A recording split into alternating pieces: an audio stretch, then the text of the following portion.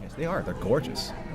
So thank you very much, SGT, for your support and for supporting this event at CombatCon 2018 here at the Flamingo Hotel in Las Vegas. So for the bronze medal match here in Sword and Buckler, we have Gary Ledford from our school, South Coast Swords, and returning Anthony Bonomo from Austin HWG. You saw him competing in the open cutting final.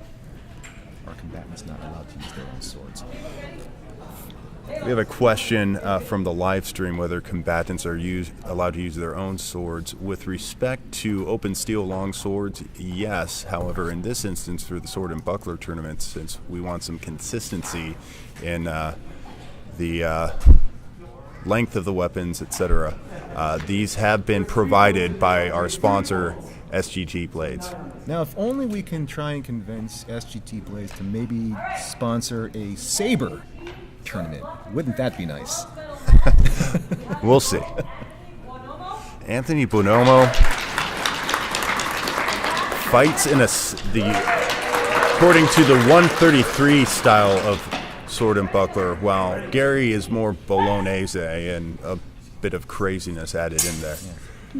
So I have seen Anthony in this tournament pull off some things that were directly from the 133 manual in a way that you just don't see being applied in a tournament. A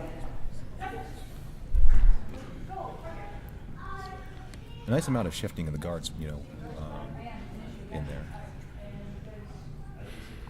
So ordinarily, relying on 133 in Sword and Buckler in a tournament context just does not seem to work very well. But Anthony has appeared to make it work because he's in the bronze medal match, and he has pulled off some very impressive techniques so far in this tournament. See, it's like as a student from 133, he's changing into the guards really nicely. So that underarm guard that you see him featuring, that is the first ward. They call them wards in the 133 text.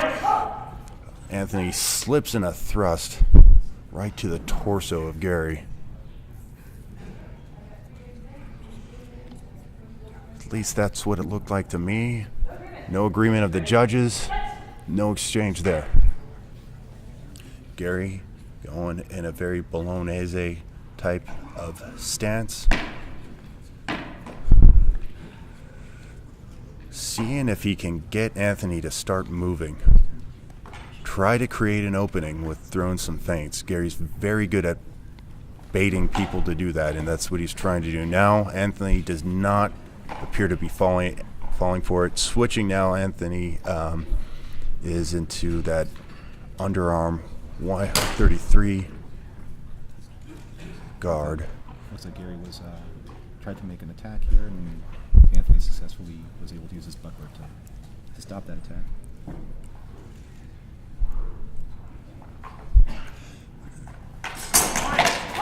Having the buckler adds a whole new element to a sword fight.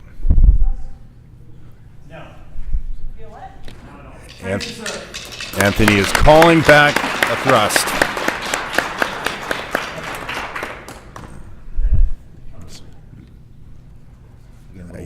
Either fighter could win this at this point. This is very close. In a lot of HEMA competition, in most, if not all, HEMA competitions that I've seen, fighters want to win cleanly, with honor, and with integrity, and they want to do it the right way. And that's, I think, it's a huge testament to what we do. All right.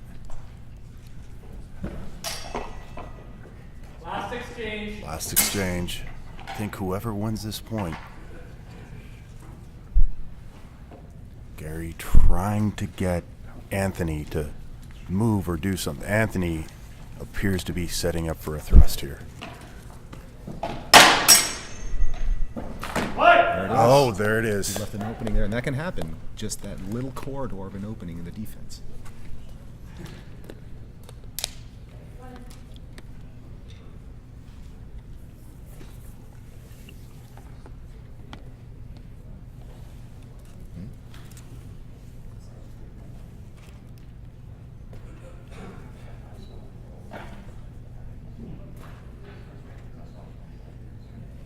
Is anyone else out there having an issue with the audio? Because it seemed to be not an issue for a while.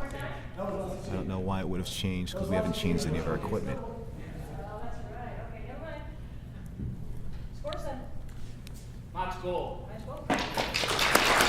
So that was definitely a close one. I think that Gary fought Anthony pretty well, more so than a lot of other competitors have today. So pretty good fighting by both fighters there. Anthony ends up pulling out the win at the end.